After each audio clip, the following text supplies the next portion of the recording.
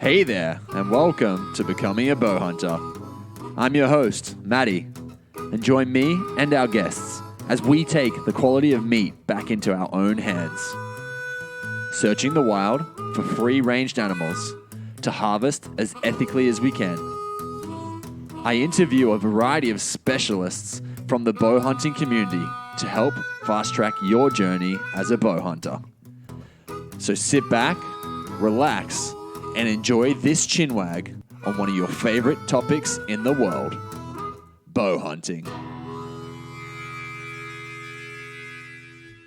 Guys, what is up? Welcome back to Becoming a Bowhunter. I am Matthias Turner, and I still am in the pursuit of becoming a better bowhunter, as I think all of us are. Guys, I did want to have, it's another little solo-sode today. I'm going to talk a little bit about some of the hunts I've been on recently, and I touched base on one of them briefly last weekend, or last week's episode, and I kind of just gave you a little insight to what happened, as I didn't think I was going to get the chance to actually sit down and talk about it all in full, but it got me that hooked that I wanted to go back, so I made sure that I made my Saturday as free as possible. I hopped up at 2:30 and I left by 3, and I got home by maybe like 7 o'clock that night. So I want to dive a little deeper into how my hunts went down. The first one I actually went up on the weekend, and I kind of talked about this briefly in the introduction, but I went up and I had every intention of getting there in the afternoon on Friday afternoon and getting out for an afternoon stalk. But life happened and I did not get there, unfortunately. So I got there over nighttime, and I decided I was just going to try and get an early night in as much as I could. So I set my pack up. I got everything ready. I actually didn't get to get any shots off at all, which was kind of a big no-no. I tend to live by, although I did not follow this time around, because I like to just check that my ranges are in, that nothing's happened to my bow when I shoot, when I first get to the property. So just to make sure that everything is as close as possible to on target as what it was when I left home. And what happened was, because I got there at nighttime, I set up my dog and I was like, you know what, there's just no way, there's no light, it's just not going to happen. I'm just going to have to leave it as for now. And so I just kind of set all my gear up and got ready to hop up early and go out the next morning. And I don't know what happened. I ended up sleeping like absolute shit that night. And something that we do a lot with our company is to help people with sleep and helping people with health and nutrition and obviously lifestyle. But one of the big factors is sleep and making sure that people are sleeping right. So I do all these little things to make sure that I do sleep well. And on this night, I think there was a mosquito in the bedroom.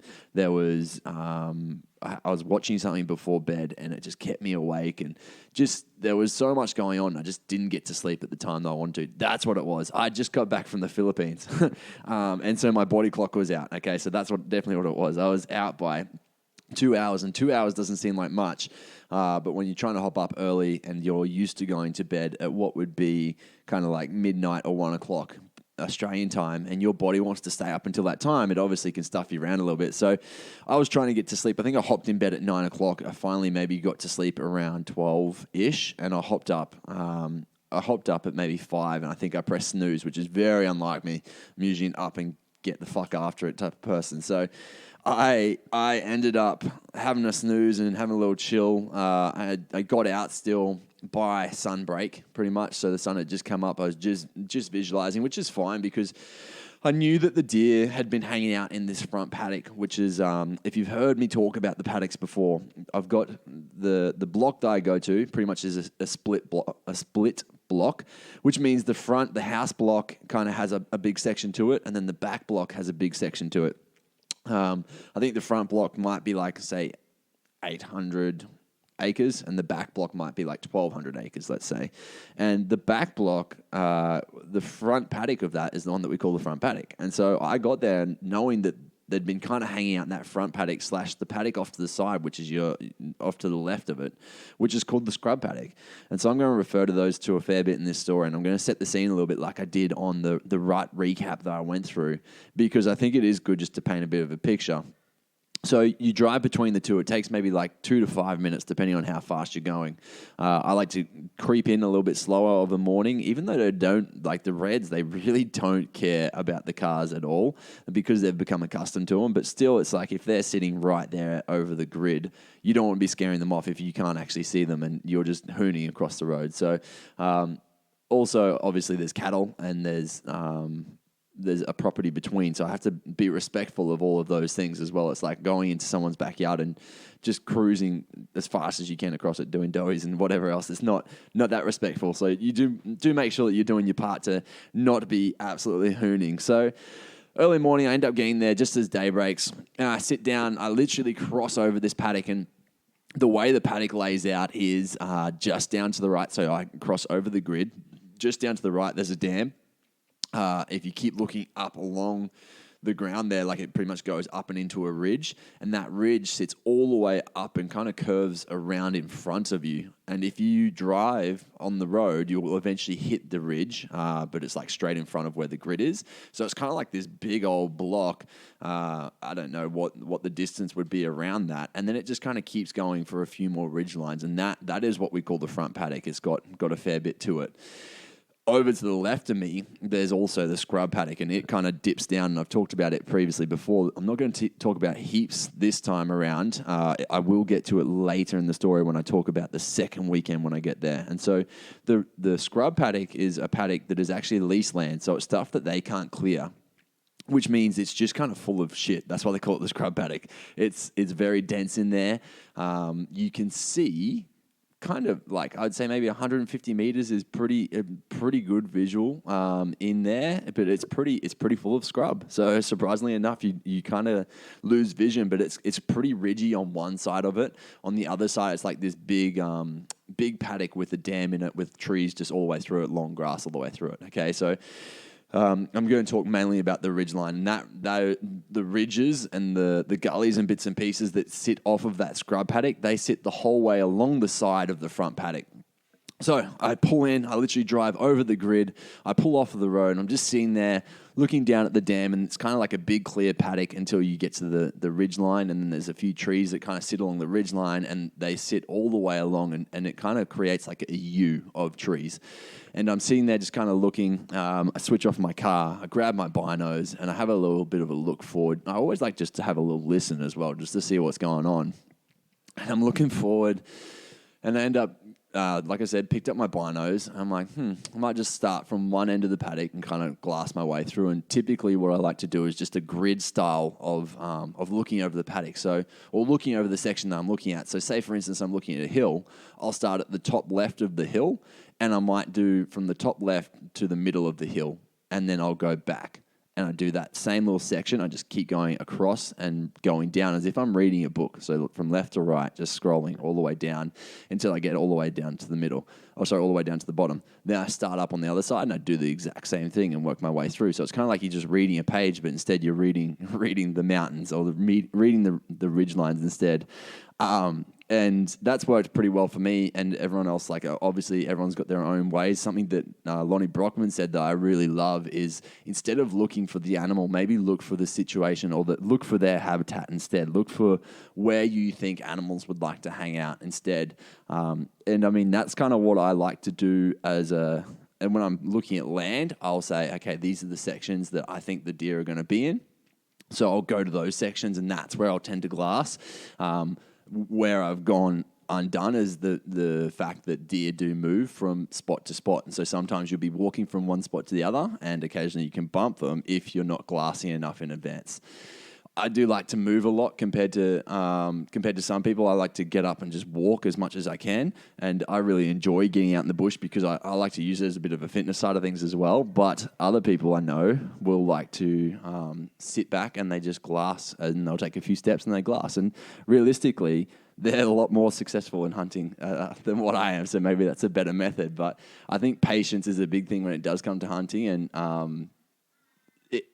I don't know where I'm going. I'm going in circles here, but realistically, you need to know your land, I think, is the biggest thing, and knowing where the deer sit is going to be a big thing as well. So one thing I did do is I looked straight to the right of me at the far top of this ridge, And of course, there's some freaking deer sitting there. I'm like, this is what? Like, what is this?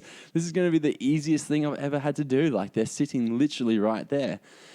So I just sat and I just watched them for a little bit. There's 3 boys just sitting up on top, 3 stags. One of them was like a pretty good looking fella. I think it's actually a guy that I was chasing around the scrub paddock during the rut. I'm like, this guy is good. Like I would love to have any deer. I'd love to get any deer down the ground, but this guy and me, we kind of have a bit of history. If it is the same guy, he's a little grey in the face, and that's what kind of keeps me thinking that it is him. And so I'm just glassing him from afar, and I get my wind checker out, puff it out the window, and just kind of see which way the wind's blowing. And it's kind of blowing on an angle. So I just had to drive forward I wanted to get out of their view, first of all, so I'm not just walking in a paddock straight to them, and they can see me in an open paddock. So I wanted to drive forward a couple hundred meters because the wind was going to be better for me that way as well. So I did. I drove forward, jumped out of my car, and it was wet as hell, so I chucked on my gumboots and I just started walking.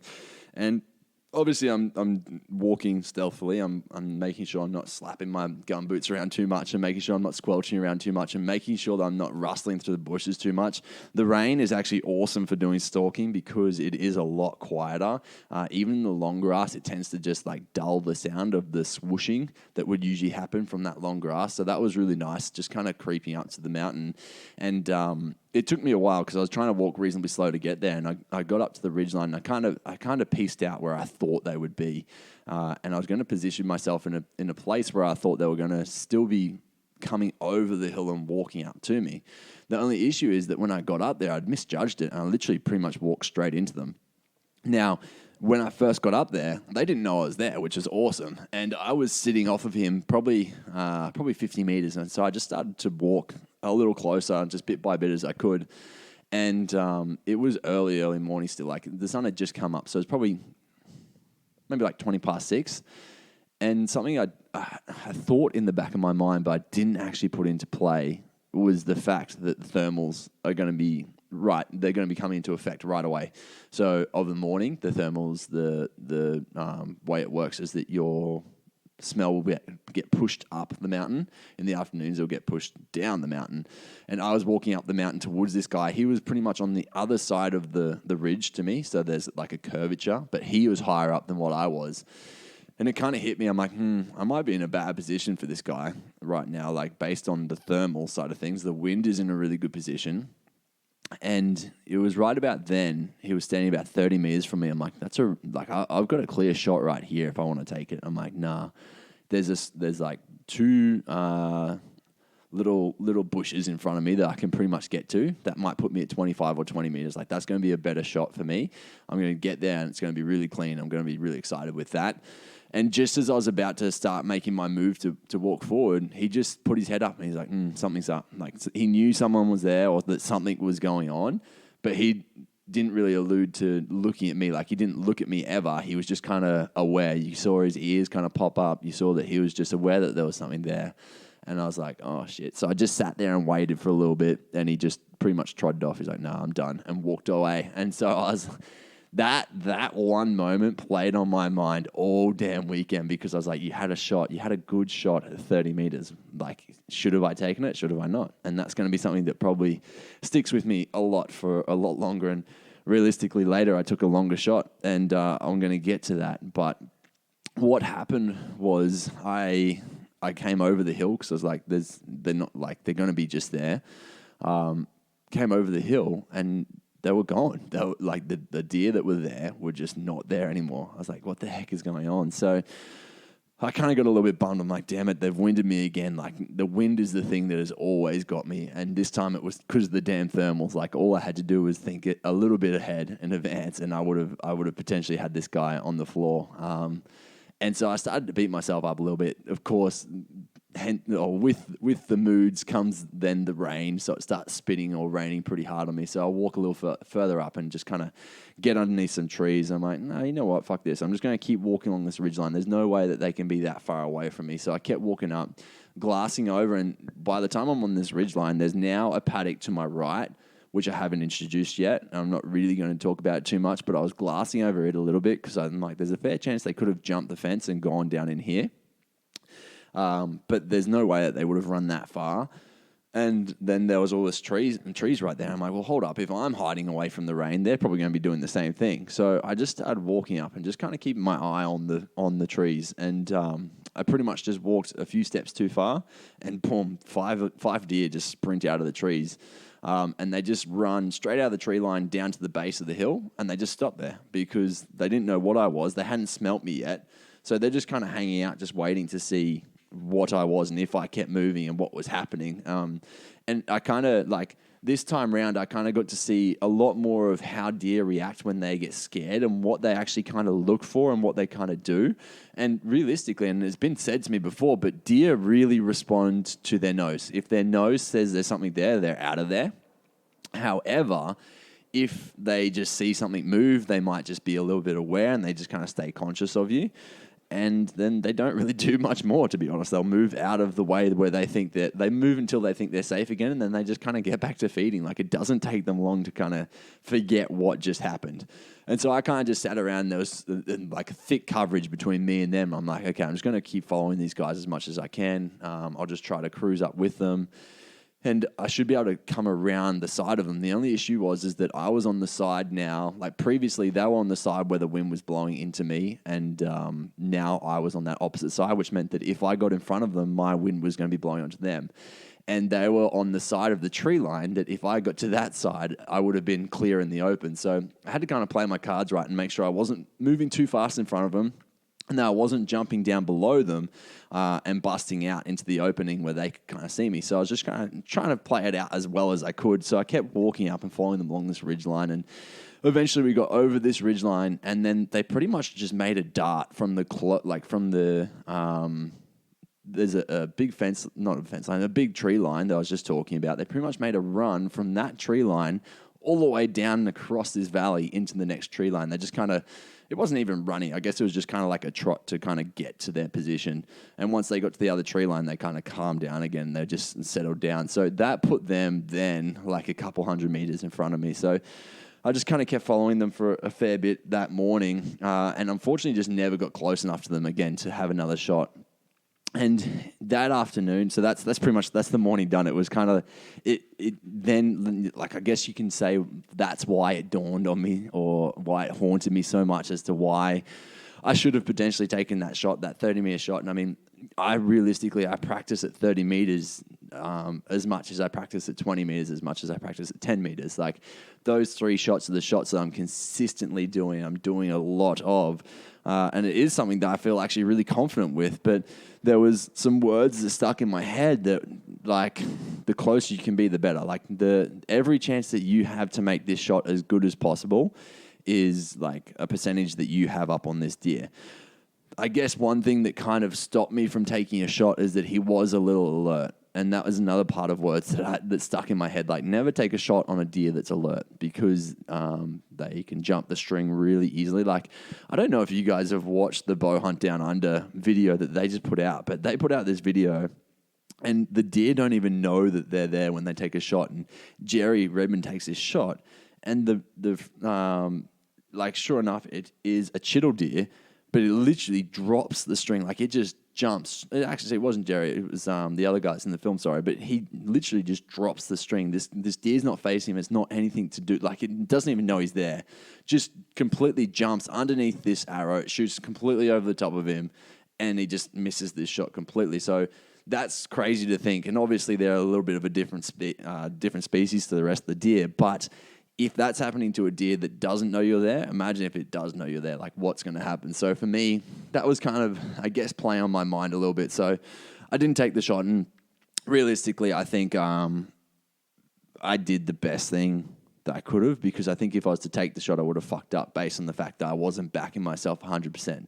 And that's obviously really important. That's important in life in general. You obviously need to be on your own side before anything good is going to happen for you. So you need to make sure, it's almost like that law of attraction, making sure that you're thinking about it before it even happens. And so that afternoon I got out, and I pretty much the wind had picked right up that afternoon. It kind of rained on and off all weekend when I was there. And that afternoon I got out and it was just shit. Like the wind was just everywhere. I pretty much tried to go to each corner of that back end to try to see where I was at, like to try get to the best part for the wind. And it just didn't really work in my favor. So I ended up jumping my car and driving back to the house paddock because there is some pigs that sit along the creek there. So I'm like, I'm going to run down to the creek. So I got there and I was kind of spewing that I'd done it this way. There was a big part of me that just wanted to go chase pigs in the afternoon. But the deer got the best of me because the farm owner had said, look, they've been out there every afternoon. There's a fair chance they're going to be sitting right where they're sitting. I'm like, yeah, stuff. I'm going to go after deer. Like that's the big golden ticket. That's where I really want to have. And I got out there, it was windy as hell, so they're probably just trying to protect themselves. I'd already scared them off that morning, so maybe that played into part of it. And I was just like, shit, maybe I should have just not gotten greedy here, and I should have gone and looked for the pigs. So I was in the middle of the hunt, like middle of walking around the property, pretty much my head down, like this is shit. Like I'm literally just walking 50 meters, the wind changed on me. I'm walking that different direction and it changed on me again. So I just need to pull my head out, go to the home paddock and get down to the creek and see what I can do. So I did that and I'm like, I'm going to run out of sunlight here, but I'm going to make an effort to get there anyway. So I just grabbed my gear, freaking sprinted back to the car, drove back to the house paddock and I was just absolutely like sweating balls. It was ridiculous. Got into the house paddock and when I say house paddock, it's actually like probably a K away from the house is where the creek is.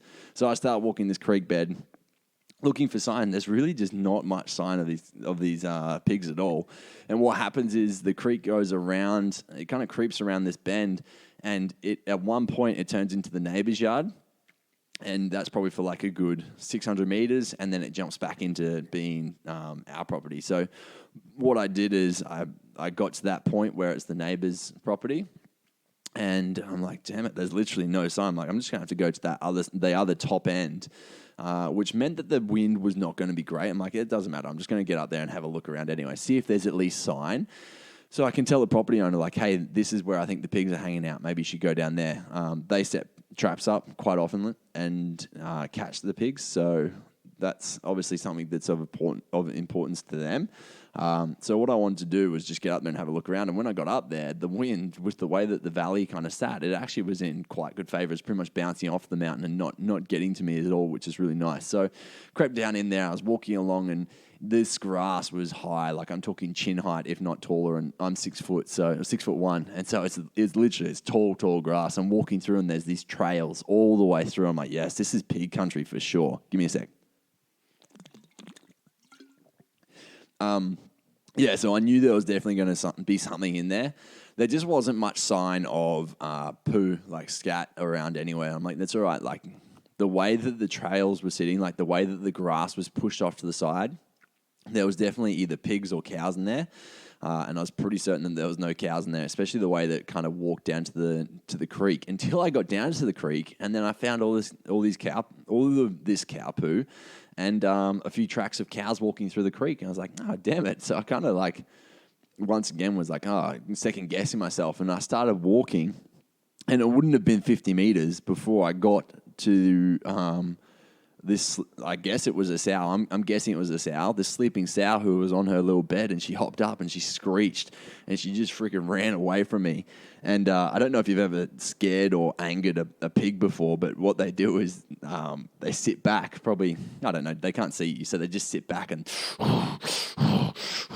just get these noises happening. And I was ready for it to come back at me. I'm like, oh shit, what's going to happen here? Like I got really excited. It kind of pumped me back up, and I was sitting there and I knocked an arrow. I'm like, I don't know what's going to happen. Like if she, I'm guessing it's a she. I'm like, if she runs at me, I'm pretty much done over. Like it's just going to, and if anyone's been watching my Instagram page, I just chucked up a video of a dude getting charged by a boar.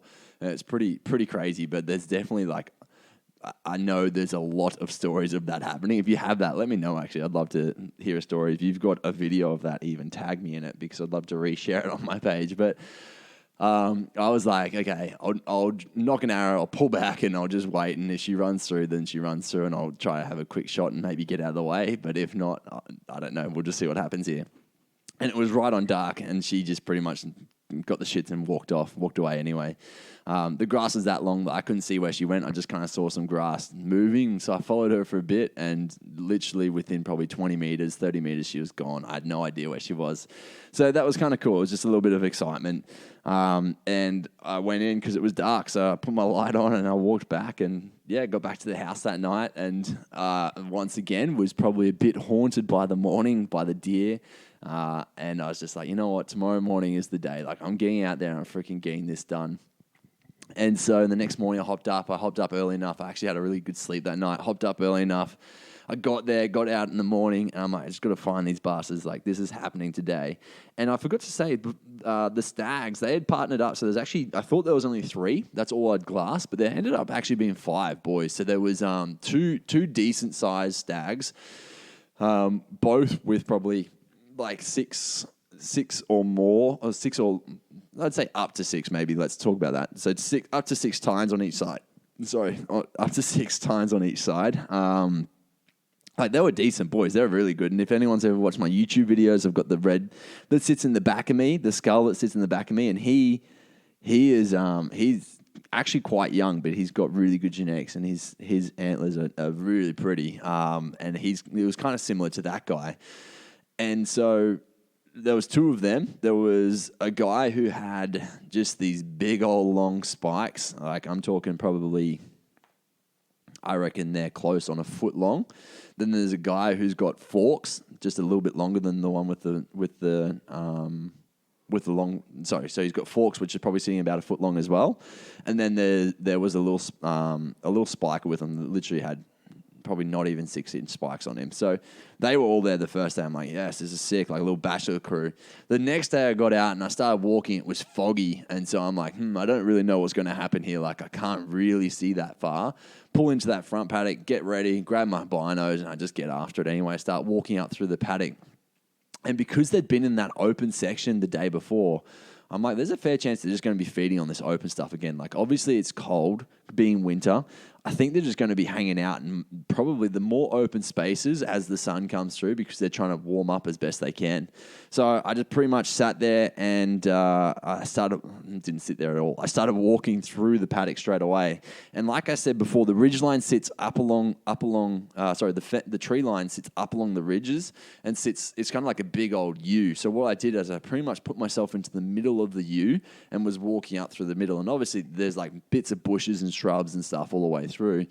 And as I'm walking through that, boom, I see them. They're just up there feeding at pretty much the top end of the U, like the base of the U, whichever way you want to look at it, where the curve of the U is. They're pretty much sitting in there at the base of the hill feeding and working their way up into the ridge with the wind blowing straight directly to me. I'm like, yes, this is solid. This is going to be so good.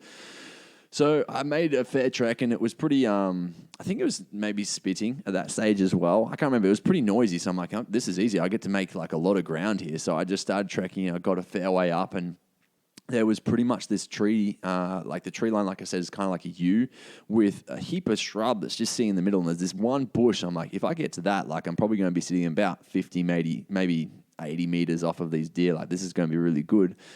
Get there, and then I can reassess what's going on. So I pretty much just trekked my way up there, like just naturally just walking straight up there. And I got in there. I'm sitting there just glassing these guys like, yes, this is perfect. Like, all I'm going to do is wait until these guys feed up the hill a little bit till they're out of my sight. Then I'm going to run around them, like pretty much just do a bit of a loop to the side of them so I can sit and wait until they feed past me and take my shot. And so just as they came out of feeding range, I took a step and my foot slipped on like a little bit of just where it had eroded a little bit in the ground, just this dirt patch, and just kind of scratched down.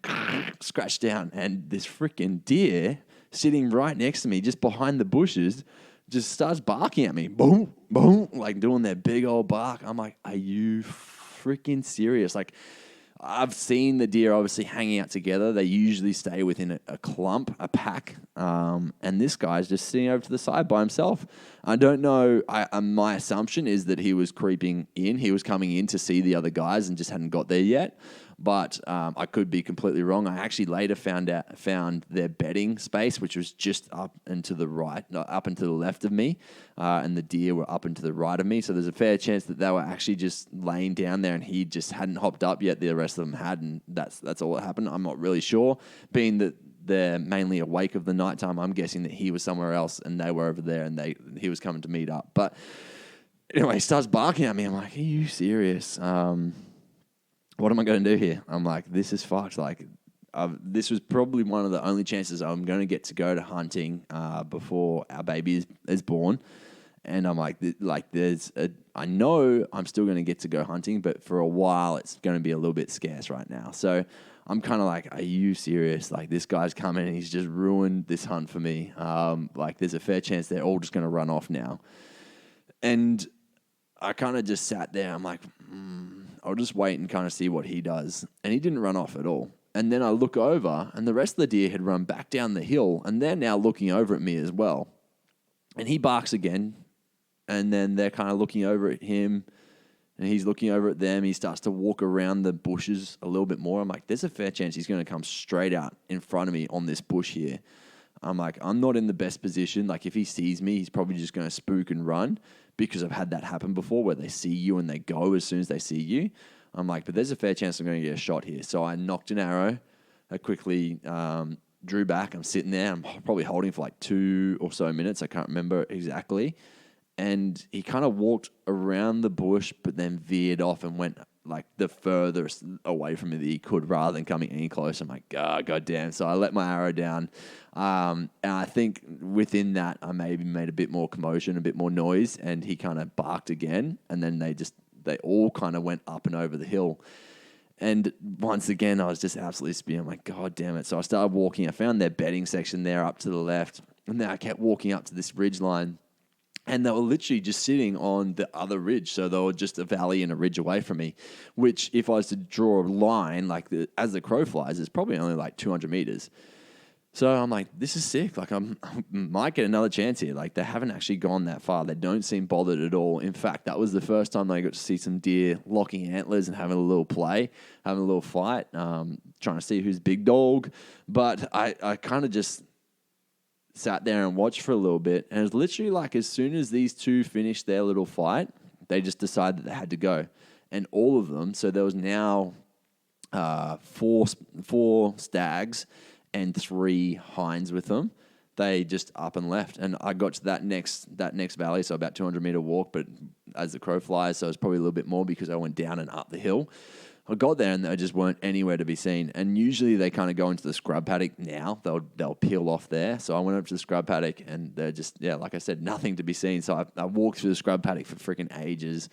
Bumped into a heap of cows, and I was like, look, I can't see them. I don't know where they're going to be. So I started making my way out, and I went and walked a creek bed just to see if I could, I tried to do some fox whistling, and I tried to just search for some pigs or something. I'm like I got in the mood, I got in the feels where I was like, you know what, something is going to, like, I have to kill something today. I was just so angry, but it was like frustrated, and I knew it was not going to help me at all. And I actually got into such a funk. I'm like, you're not doing yourself any justice right now. Like, nothing's going to die, because you're going to, if you even find something, you're probably going to freak it out with the way that you're so angry anyway. So I ended up going back and helping my auntie out and just making sure that she was like kind of good, I guess, with all the farm work that needed to be done. And I just kind of had to call it quits, unfortunately, because I had to go home. And that just left me, like, for the rest of the week, or for the next few days of the week, I was just spewing. I was like, you know what, like, I did well, but there's something up with my game plan. Something needs to change when it comes to hunting these deer, because so far the same thing has pretty much kept happening. It keeps happening. So I was like, what are you going to do next time that makes it any different? Like, if you're actually going to get a deer on the ground, you have to be willing to do something different, because everything you've done so far, although has given you many opportunities, has not been good. Like, you've still never taken a proper shot at a deer. So what are you going to change? Like, what's the difference? What's going to happen? And it really got me thinking. It really got me fired up, and it got me watching a few films. And I'm like, fuck, every single person's film that I watch, they are always sitting and waiting for the deer to come to them. Like, never, ever do they really just stalk up? Like, yes, it happens. They stalk up and they take a shot, but it's without the deer ever knowing that they're there, obviously. All of my experiences have been that I get reasonably close and then the deer start to be a little cautious, like, hey, my ears are popping up because I think there might be something going on. And then they spook because they either hear me or they see me or something happens. And so I decided that I was going to go up on the Saturday morning. Like I said, I set my alarm for 2:30. I was out of here by 3. I got up to the farm probably like 10, 20 minutes just before dark. So I got out. I actually stopped before I even got to the farm. I stopped just on pretty much the turn off to it. And I hopped out. I got changed, got into my camo, got myself ready. I was listening to a podcast. And I'm like, I'm just going to get to where I need to be. I'm going to sit there for a bit and just kind of compose myself, get ready.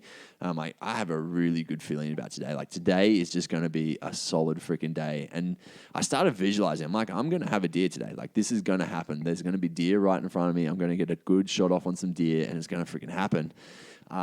And I mean, I don't know what you're into or not, but I fucking love visualization. I love all that side of things. I'm like, you can definitely learn a lot through, and you can achieve a lot. And I've seen this a lot within sport and within coaching people as well, within visualization, and the extra benefits you can get from it are massive. So I started like really focusing on it. I'm like, this is going to happen. Like, something good is going to happen today. So I get there just before light. I'm sitting there and straight up, I got there, and like I said, I was listening to a podcast. So I switched my podcast off, switched my car off, and I freaking hear the deer antlers clacking together. They're out in the paddock, like literally just next to me. So I've just come across that grid, and they're just down near the dam. I can't see them yet because it's still too dark. And they're just there, like, clacking their antlers together. I'm like, no way. This cannot get any easier. Like, once again, boom, it's handed to me. How am I going to do this? So I quickly pop my hand out with my little wind checker, and I blow the wind checker, and it's blowing the opposite direction to what it was. So I have to get further away from where they are, because if I walk straight at them, it's pretty much going to blow into them. But I have to go to the other end of the property, or the other end of that ridge at least, and walk back in towards them to be able to see them. It's literally not even light yet. So I'm like, cool. I'm going to move now so I don't scare them. Even though they're not that scared by the sound of cars or by cars, I'm just going to make sure I don't stuff this one up. Like, I'm going to get into a really good position and make sure I'm ready. So I went to the other end. I hopped out. I got everything ready, like grabbed my pack, chucked it on, grabbed my binos, chucked them on, started walking. Just before I left the car, I took my bino covers off, like the lens covers, and I started walking. And I realized that one of my, so I use Vortex binos, and what you can do is you can pop like the eyelets out that you look through, the eyepiece. You spin it and it twists out towards you, and it makes it a lot easier to actually be able to look through. And I got to like probably 100 meters away from the car and realized that one of those had fallen off, and it was still, I guessed it was still in the freaking cover that I'd just taken off. I'm like, fuck. So I quickly ran back to the car, got moving, and I'm just glassing and going really slowly. I'm like, okay, they're probably like a good 600 meters away, if even. Probably a little bit more actually. Probably would have been like close on 800 meters away from me, at least. And so I'm like, I'm going to have to kind of work the wind and make sure I do this right. Make sure I'm not just walking through the middle of the paddock so they can see me. So I end up getting on this tree line that goes around like the U, like I've been talking about. So I start walking around this tree line, and I'm in the open space, but against the tree line, and I can't freaking see deer anywhere. I'm like, no way. Like, I definitely just heard them. Like, there's sounds like that. Like, surely if a tree was blowing and it was to smack against another tree, maybe it would sound like that. But there has to be freaking trees around for that to happen. There's not trees that are sitting in the middle of that paddock that would be making noises like that. I'm like, there's definitely deer there. I just need to freaking find them. So I started going against what I said I was going to do and cross the paddock, crossed across that big U, because part of the U is that the ridgeline sits up. And so it's kind of like there's this big flat space. How can I best explain this? I was standing in the middle of the U, and part of the U was blocking off where the dam is. So I'm like, I have to get up on top of that part of the U to be able to look down on the dam. So I walked up on top of this hill. The wind's still blowing my face. I'm like, I'm still in a good position here, but there's a fair chance that they're going to be hanging out because I'd glassed all that space where I thought they should be. There's a fair chance they're going to be up in the tree line here. So I start walking up, really, really cautious and stepping quietly. It's really windy. So every time the wind starts to blow a heap, that's when I move. I make sure that I'm just kind of only moving when there's noise and trying not to move when there's not noise, because that was something else that I continuously have done, is not really use those advantages of when the animal's eating, I move, or when the wind is blowing, that's when I move. So just trying to get a little bit smarter about my gameplay. And I get up on top, I look around, and there's freaking nothing there. Like, there's nothing in the tree line. I'm still just looking around through this mountaintop. And I decided I just need to get like further and further over so I can see this dam a little bit better. And I get over there, and boom, there they are. There's 3 that I can see. I'm like, yes, I freaking knew it. And I start getting really jacked up. I'm like, this is it. This is where it happens.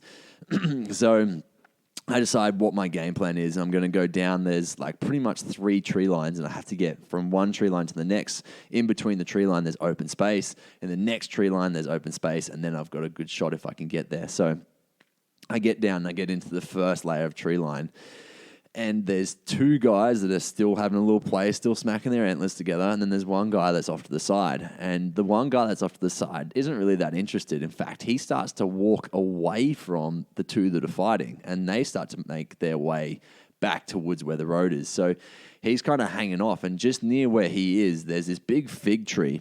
And they tend to actually sit under there sometimes. I've never seen them there, but my auntie said a few times, hey, I've seen them under there. They just like to eat the figs and just chill out in the shade. And he's kind of sitting just off of that. And I'm like, this isn't the game plan, but what I could do is creep back out, find the U, like follow the U shape around, get over to that side, and take him out while he's there by himself. I'm like, right now, he is just chilling. Like, he's not moving at all. He's just happy eating. I'm like, that could actually work really well. Like, this could be a good idea. So I started to make my way out of where I was. And one part that happened, because the other boys had moved, I had to cross through this part where they could see me or he could see me. Like, either way, I could block one of them with the tree, and I couldn't block the other one with the tree. And I'm in full camo. I'm like, you know what? It's a fair distance. I'm going to try. I'm going to just take some steps back and see how I go. Because it's windy, though, every time there's a howl of wind, they all stop and they look up. And so I start walking. Boom, there's a howl of wind. Boom, they all stop. They look up. And I'm like, no. Like, are you serious? And then they pop their heads down. They just start eating again. I'm like, oh, sweet. They didn't see me. And then I took a few more steps. And I took a step and I freaking stood on a stick. And this guy just stops and looks up, and he's looking directly at me. I'm like, oh, no. Like, if I didn't fuck it already, I've now gone and stuffed it up completely. And I sat there and I watched him. It's probably like a good 2 minutes. And he goes back to eating again. I'm like, this is perfect. I'm like, I don't think they can really make me out, but you're playing it way too risky at the moment. You need to get down on your hands and knees, and you need to move. So I get down on my hands and knees, and I get out of the line of sight of them at least. And then I start to make my way over to where he was. So I crawl. I was back on my feet by this stage because I'm behind the tree line. I walk around the tree line. By the time I get pretty much midway there, he starts to make his way over to the rest of the pack, like those other 2 guys. I'm like, ah, shit. Like, this is a bad plan. You should have gone to where the majority of the deer are going, because that's the position they're all going to go to. So I had to backtrack, had to go back around, get back to that same position. And by this stage, he's pretty much moved like 15 meters from where he was. He's still got direct sight of where I am or where I need to be. And I need to get from that tree line that I was talking about to the next tree line before I can get to the tree line that they're at. And he's got full sight of me the whole time. And I'm like, you know what? This is not happening unless you're on your hands and unless you're on your freaking front and crawling. I'm like, you can be a little bit on your hands and knees, but mainly it's going to have to be army crawl. And this is probably like 400 meters at least. So I'm like, fuck it. This is it. I'm making it happen. So I get down and I start crawling, and I just start making my way across, and I'm hammering it. I'm going reasonably fast, trying not to make too much noise. And I get to this point, and I look across, and there's this bush, like a pretty decent sized bush, And I look across, and there's 5 cows just sitting there, and they're all just like ears pricked up, just looking at me like, what the fuck is happening over there? And I'm like, oh no, I'm potentially going to mess this up again. Like, it was just another one of those points. I'm like, you need to slow down. Like, you're just trying to do too much too quickly. And so I just kind of sat there and waited for them to look away. And then they eventually kind of got back to doing what they were doing. But I'm like, by this stage, the deer had pretty much walked out of the line of sight, which meant that I could have hopped up and just walked straight to that tree line. But I've now got these cows just to the left of me. And I'm like, if I scare these cows, I'm going to also scare the deer. Like, they're going to be alert enough that they'll know something's there. And so I'm like, you just got to keep walking. Like, you just got to keep crawling. I mean, so I slowed it down. I started crawling slower and slower, and I started just making less noise to make sure that the cows weren't looking at me. And every time the cows would stop, that was like a reminder for me that I was going too fast. And so I'd have to stop and slow down again. So it probably took me, I would think, about 45 minutes to crawl across this space of where they were eating. And it was literally about 400 meters by the time I got to where I needed to be. I got to this one tree line. I thought I was safe, and then they just had line of sight on me. They could see me properly. So I had to get to this next tree line, so I kept crawling. I get up to where I'm probably like, I would say I was maybe like 30 meters from the tree line, and they're another 30 meters on the other side, if even, maybe 20 meters on the other side. I'm like, you know what? Like, if I can get to this tree line, I've got such a good shot. I'm just going to be able to get there and take this shot. This is going to be perfect. Of course, by the time I got there, though, it took me so long that it meant that they had moved on. They had moved away further, so they were just eating their way up towards what we call the scrub paddock, working back towards the road. And so I'm just like, oh my God, what am I going to do here? So I got to this position, which was at the tree line. And by this stage, they're all like probably 50 meters away, if not a little bit further. And I'm like, okay, I'm just going to have to keep doing it. I'm just going to have to keep doing what I'm doing. And there's pretty much on this tree line, like there's one big long stretch of trees that goes out towards these guys. And then from there's a 10, 20 meter gap. And then there's a whole heap of lantana bush that's sitting there. And that's pretty much where they are, just on the other side of the lantana bush. None of it is thick enough to cover me, but it's at least enough for coverage. So what I did is I waited for the wind, and I pretty much made a dash from where I was to the end of that long length of trees, which gave me like probably a good 15, maybe 20 meters or so. So I'm sitting there. They're now nice and close. I can see fully what they're doing, and there's now 8 of them. I'm just looking at all 8 of them just sitting there. There was one hind, and then the rest were all boys. And that boy I was talking about from the previous one, the one that I have history with the grey face and the decent amount of tines, he's just sitting there and he's right close. I'm like, this is my chance. Like, this is actually going to be a good shot. I'm going to get there, and this is going to be where it happens. So I waited till they were all heads down, all feeding, and the wind was blowing again. By this stage, they're moving once again further and further away from me. And I'm like, I need to get to these lantana bushes, and once I get there, I can probably take a shot. And so the wind's blowing, and I'm like, fuck it, make my dash. And I get low, and I make my dash across this lantana bush. And I get there, and they're all stopped because it's windy. And there's probably 2 or 3 looking my way. And I just kind of sat there just looking at them through the lantana bush. They can't see me as such. They're just kind of looking around because that's what they do when it's blowing. And then they go back to eating. I'm like, yes, we're on here, boys. Like, this is it. This is where we go. And so I stood up, and I'm trying to range find them. I'm like, yes, they're probably 30 meters for sure. Maybe even a little closer. Like, these guys are close. I range find them, and they're freaking 58 meters away from me still. I'm like, are you serious? Like, they look so close. If I was to, like, obviously I was thinking in my head they're 30 meters away, because I was just trying to picture what I shoot at as a target and how close that looks. And obviously the size of the deer does make for such a difference, and maybe I was trying to reference that. I don't know. There was also a fair bit of dead space, like dead ground between us, so there's a little bit of a gully, which really made me be like, fuck, maybe I just need to get to the other side of the gully. Like, I don't know. I was just sitting there. I'm like, 58 meters is too much. I can't take that shot. And after the previous week, I was like, I'm taking a shot. Like, this is happening. As soon as you get a clear shot, I'm going to take the shot. Obviously, I'm not going to take it at 60 meters, though. So I'm sitting at this side of the lantana bush, I need to get through the lantana bush, and it's pretty thick. I can't really go around it because I'm going to be right in their line of sight. And like I said, there's 8 of them, so 8 heads, which means 16 eyes I need to look out for. And so I waited for them just to eat off of the bench a little bit. So the bench meaning the top of where they were at the top of that gully. So what I wanted to do was get through the bush as quick as I could without making much noise, and then creep up to the bench, and then I thought I was going to get a good shot in. So I crept through the bush and I made so much freaking noise, but I was just lucky that it was windy enough that I didn't scare them off. I'm like, if it was a dry day, you would have just completely, like if it was a non-windy day, you would have just stuffed that hunt completely, which I was just incredibly thankful that it wasn't. So I got through eventually with making a lot of ruckus, and I got down and army crawled again across and up this bench. So it was probably like 15, 20 meters. Got to the top of it, and I'm looking, like, as I get over the top of the hill, looking and looking and looking. I can't see any freaking deer. I'm like, there's no way I just scared them off. Like, no way. And I just got a little bit further up, and they're all just sitting there, just still eating and just eating, like, eating away from me. And now there's literally an open paddock between me and them, and I'm on a bench, and there's this one little shrub, like a little sapling. I'm like, okay, that's my only option. So I'm crawling through this grass, and when I crawl, it's literally my height. Whereas when I sit on my knees, my chest sits out and my head's completely out. So I crawl up to this little sapling, and I sit there and I glass. And I glassed, I was actually probably a few meters in front of this, before the sapling. And I glassed, and I was at 43 meters. And I'm like, okay, let's get to the sapling. Crawl up, get to the sapling.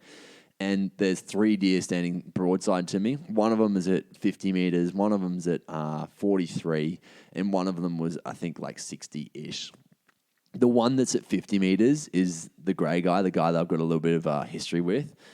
And I'm like, I can't do that to you, buddy. I'm sorry. The guy that was at 43 meters was, however, a little stag that had buttons. And these words stuck out to me from Kev Schilf that said, no red deer has any business having some buttons. That's some really bad genetics. And I knew he was a young guy. I knew he'd be a tasty guy. And so I made a decision there and then. I'm like, he's my guy. That's who I'm going for. So I crawled forward the 3 meter, 3 lengths of my body pretty much. I tried to crawl forward, and I knock on, and I wait for all the deer heads down, like deer to be heads down, where they're all eating, and I drew back, and I pretty much just went through my shot process in my head. What am I doing? What am I doing? Make sure everything's completely correct. Like, make sure you focus on your shot. Get everything correct. I'm in kneeling position, which I practice from a lot. I drew back. I open my front hand up, make sure it's nice and relaxed. I pull my my backhand just to my anchor position. I make sure that I'm all set there. I make sure my shoulder blades are squeezed. I find the pin on the spot, and I just sit there, and I'm like, okay, I'm making sure of this. Took a deep breath in. Just as I'm about to shoot, push it forward just a little bit just to really lock it on. And I'm like, yes, this is it. Boom. Took my shot, and it was perfect. It just sailed through the sky, and it just felt so good. And I watched this arrow, and it's going straight for him. And just as it gets to him, it drops under his chest and smacks the ground, and they freaking run off. And I was shattered. I was absolutely just gutted. Like, it got me deep. I was like, what have you done?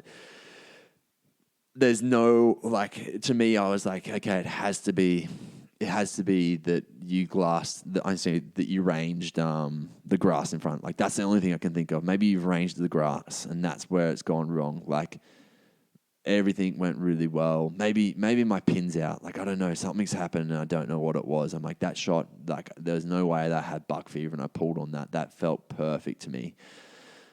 And I got up because by this stage they'd run off, and I pretty much kicked my way over trying to find my arrow on the ground. And I was looking ahead, and all of a sudden there's all these freaking deer looking at me. They've run across the road, got to the fence line of the scrub paddock, and they're just sitting there looking at me like, what's going on over there? So I sit down real quick. I wait for them for give them 5 minutes or so. Hop up and walk over to where they are, and they've now run down along the fence line.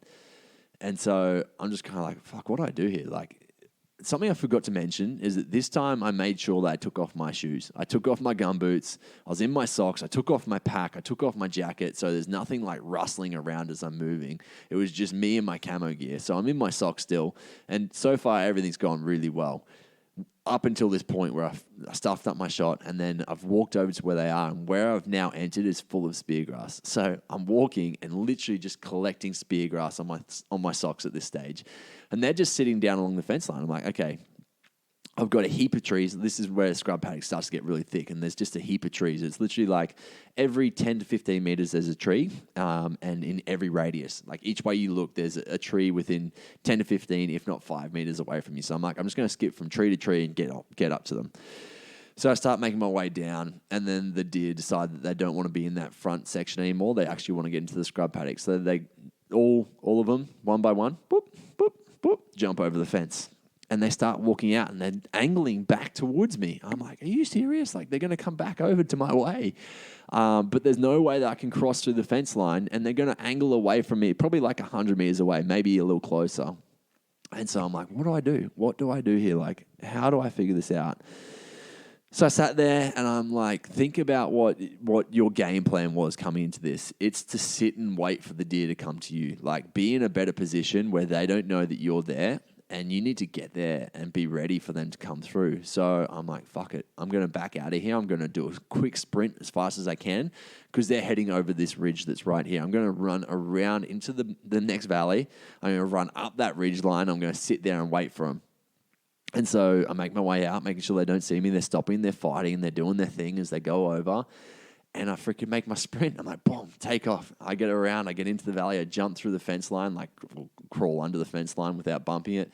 Make sure that I sprint up this hill. I get up there, I'm huffing and I'm puffing hard, and there's this bark around and everything. I'm stepping on shit and making a fair bit of noise. But I'm like, I'm pretty positive with how slow they're moving. I'm going to get there and they're not going to be there. So I get there. I find this big rock face, like this kind of rock that's sitting there, and it's actually got a heap of deer poo on it. I'm like, oh no. At first I was like, hell, this is where they're going to come. And then I was like, oh, maybe they've already been here. I scared them off. So I started glassing over behind me. I'm like, no, they're definitely not there. So I go over the ridge, and I'm sitting there just trying to find the best position, and I see the deer. I'm like, yes, perfect. And I have a quick glass of them.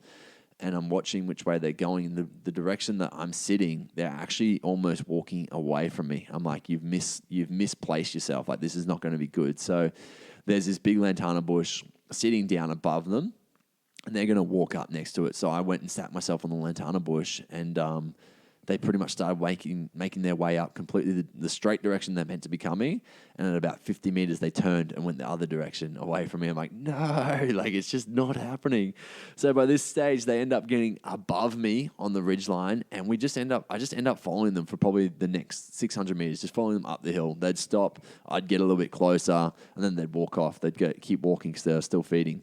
And then we got to the point where wind was just not in a good state at all, and they winded me, and I'm like, fuck. They just made their way over the ridge, and I was like, okay, this is where I can really make some ground on them. I'm going to sprint around them now. So I got my jog on again, friggin' ran around them, and when I got to the position where I thought I needed to be, they just weren't to be seen. They were literally, the deer were just gone. It's pretty crazy how a creature so big can just disappear in the scrub, but... they were literally gone, and I kind of just walked through the scrub paddock for a fair bit more, just trekking through, getting stabbed every single step that I take because I'm just full of spear grass in my socks, and I was like, maybe it's not happening. Like maybe this is it. Maybe you've learnt some good lessons today. So. I ended up making my way back, and by this stage, my brother and my dad and my nieces and nephews are at the farm, so I went and saw them as well, which ended up being a really cool day, and I had an absolute blast. But there is some really big things that I did take away from it, and going back to the shot that I took, I was so stoked with how everything went and how the shot went itself. And the biggest fuck up that I had is that I didn't act on something when it happened, and this takes me back to last time I was shooting at 40 meters. So I hadn't shot at 40 meters for a while since I'd rearranged my sight in. And I did it on this ground that's almost like a little bit of a downslope. Where I shoot at home is an upslope.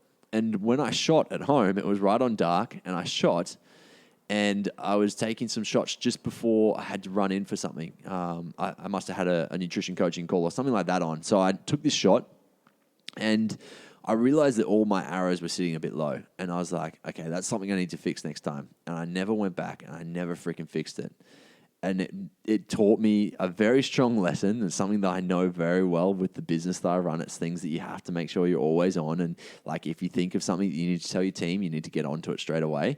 And if like, it's kind of that common practice. Like, really, it's just life. Every time something happens and you're like, should I wait till later or should I do it now? The answer is always do it now. And that was a big learning lesson for me. Again, like another kick up the ass or another reminder of, just fucking do it now. And so for me, I take 100%, like that was all on me. Like responsibility is 150% on me, because I didn't take action when I should have taken action to start with.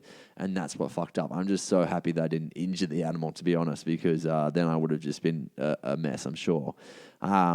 So yeah, realistically, I think I did incredibly well this time with my stalk. It's the best stalk by far that I've ever had. And to be sitting off these deer at times, like at 30 meters, and them not to know I was there, and just to be pretty much laying in the field with them, watching their every move, just watching what they're doing. Like, do I take some video? Do I not? And to be honest, I'm a person that's really in the moment. I really like to just be there with them. I kind of don't like to get my phone out or my camera out that much. I still try to. Like I try to remember to do that, but at the same time, I'm really like, you know what, fuck it. Just enjoy this moment right now until I get out of that situation. I'm like, oh, I really wish I had some footage of them. But anyway, so I think the big learning point for me and the reason why I really want to share this podcast is because it's not about just finding deer and going straight for the deer. It's about making sure that you're trying to outsmart them. And I've been told this so many times, and it's kind of really clicked for me recently. It's about you making 110% of the correct moves and them making 1% of the wrong moves. Now, 110% of my correct moves or good moves were pretty much there. The biggest fuck up came from something that I forgot to do earlier. When it comes to the shot that I took, I think I'd done everything that I could have apart from fixing my freaking sight. And when it comes to the stalk, I once again think I'd done everything I could have. And in that moment when I was at 40 meters, I was like, you know what? There's no reason to not take this shot. Like, you've practiced this shot. You've nailed this shot so many times. Like, this is going to be really good if you can focus on it. And I was feeling really cool and calm and collective. I was not shaking. I was not like really nervous. I was keeping control of my breath and make sure everything was going. So yeah, I guess the biggest thing I'm trying to say is make sure that you're patterning your deer before you go after them. A typical thing I'll do is, like, I've got a weekend, so what I do, I just find the deer and I chase them as soon as I can, and that's usually what scares the deer off. This time, I did not do that, and it worked incredibly well for me. Making sure that you're patterning your deer, seeing which way that they're working to, and trying to get in front of them is going to be your best tactic when the wind is in your favor. The next thing, I think that's pretty much it. That's kind of it. That's the podcast for today, guys. I do want to say thank you for everyone who's still reaching out. I do really enjoy the conversations that I get to have over Instagram. That is the place I'm most active. So if you did want to reach out, please hit me up there.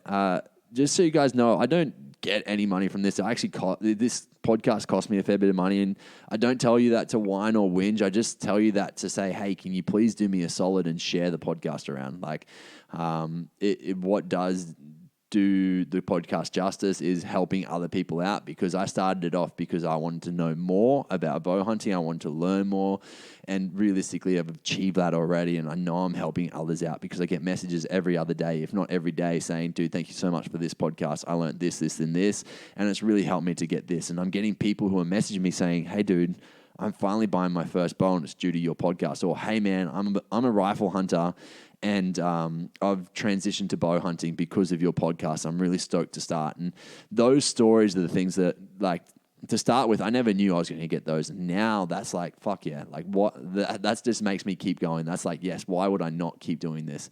But I mean, realistically, you guys are getting a whole heap of free content, and it takes me a lot of time. Like, it takes me a lot of time to do these podcasts. It takes me a lot of time to edit the podcasts and get them ready.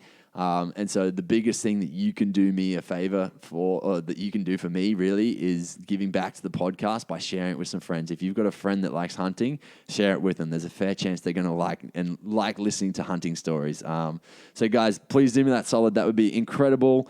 As always, you can follow me at becomingabowhunter.podcast on Instagram and Facebook. You can also check out the YouTube channel, which is at Becoming a Bowhunter. Actually, there's no at, it's just Becoming a Bowhunter. We do have a website, which is www.becomingabowhunter.com. Guys, that is it from me this week. Thank you so much for joining again, and I hope you're having a fantastic week. And if you get out hunting this weekend, all the best of luck. That's it, guys. That's a wrap. Thank you so much for joining us this week on Becoming a Bowhunter. You guys can follow along with the journey at becomingabowhunter.podcast on Instagram and Facebook. You can also head across to the YouTube channel, which is Becoming a Bowhunter. So guys, follow along. We've got a whole heap of different recipe videos up there, as well as different snippets from along the way, along the journey so far. If you guys do enjoy the show, please pass it around. If you got something out of this show, then I'm sure another bow hunter, another friend of yours would get a hell of a lot out of it as well. So please share the love, share the podcast, and thank you so much for tuning in.